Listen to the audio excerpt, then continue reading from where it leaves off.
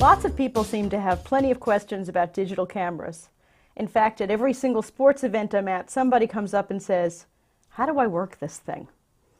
And I'll admit, if I hand one to my husband, I get the same question. So please, write in with your questions to technicallyspeakingtv.com on cameras or on anything in technology. If your question has to do with one of our future episodes, you might be featured here. Well, the question I'm asked the most often has to do with printing out your pictures. So we want the plain and simplest way to print out your pictures. Well, the easiest thing to do is open up the back of your camera, take the card, don't bother with your computer, don't bother with anything. Just go to your nearest photo kiosk. You're going to see units like this in major drugstores, retailers, all sorts of places. Once you're there, simply take your camera card, put it in the hole, and you will see your pictures right there on the screen. You can choose which pictures you want, what sizes you want, and things can be printed out instantaneously. It couldn't get any simpler than that. Thanks for asking.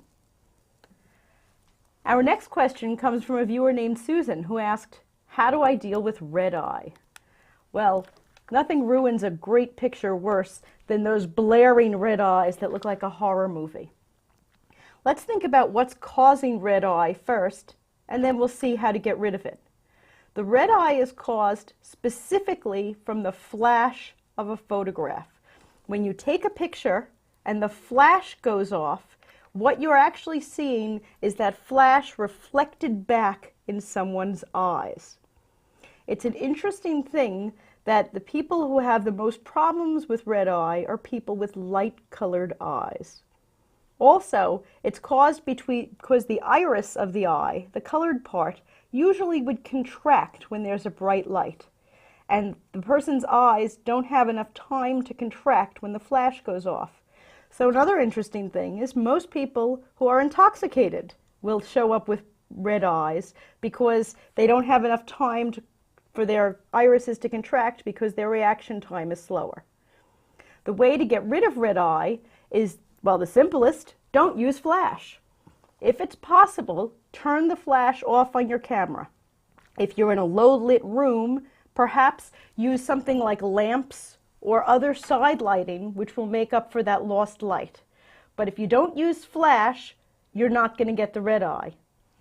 Professional photographers who do use flash separate the flash from the camera. So if their camera is here, their flash might be off to the side. And that will get rid of the red eye effect. The best cameras have the flash not very close to the focus hole. This way it'll be at an angle and it will hit somebody's eyes at an angle. Many cameras also have a red eye feature. If you put it on this red eye feature, what will happen is the camera will actually shoot a burst of flashes before it takes the picture, effectively blinding the people that you're taking a picture of. What this does is during that burst of flashes, it causes their irises to contract, so when the picture is taken, nobody gets the red eye. I'll admit, I personally hate when people use those features because then I'm blind. So I would opt for don't use flash. Finally, if you get pictures that do have red eye in them, you could use an online editor such as Picnic or Picasa, and it'll take the red eye out. The low-tech way of taking red eye out would simply be to take a brown marker, maybe put a little dot in all the eyes. Well, Susan, thanks for that question, but she also sent in some beautiful pictures for us to share, and obviously she's not having a problem taking outdoor pictures. Maybe just a little problem with the red eye. But you too can get rid of red eye very simply. That's one of my favorites. We have a tip from a young viewer named Jimmy who said that there's a way of taking pictures that you can get a little motion into it. This is especially good, he said, for Christmas lights and candles. So he sent some demo pictures here. Here's a picture of a candle, and then here's another one that he did in low light, no flash, and slowing down the shutter speed. So you get that warped look to it. If you're taking a picture of a group of candles or a group of lights, you might get some special effects that way. Thanks, Jimmy. The next question I get asked an awful lot is, can I take pictures with my cell phone? Well, certainly the cell phone is with us all the time, and nowadays the cell phone cameras are nearly as good, if not better, than some of our digital cameras. So absolutely, if you have it with you, it's great, especially for things that happen spontaneously. Something happens, you didn't carry a camera, God forbid a car accident or anything like that. So we're going to look at some of the major cell phones to see how to take a picture. Here's an iPhone, and on an iPhone you'll see a camera app right there. Once you press it, here we can take a picture just by pressing the button in the middle.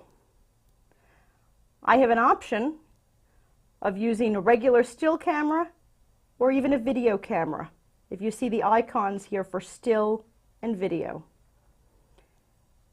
If I wanted to zoom in on this picture, I would tap the screen and a zoom button is going to appear for the zoom feature. And finally, you'll see also on the screen up here, it says auto flash. I could choose for the flash to be on or off. Next is a BlackBerry, and on the BlackBerry, the camera gets activated with a button on the side. Very similar to the iPhone, we would press right here to take a picture.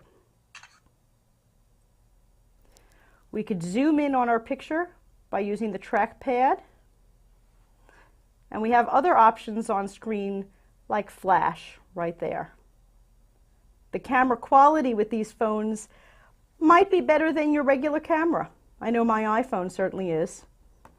And finally, here's a Droid. On the Droid, we have a button on the side to get us into the camera mode. And again, we have little icons of a camera or a video camera, depending on which one you wanted. If I was going to start the video camera, I would press the record button. And here we are recording. On camera mode,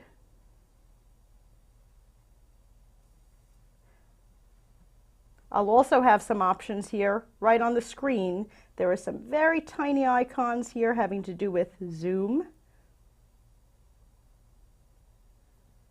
and flash and other choices.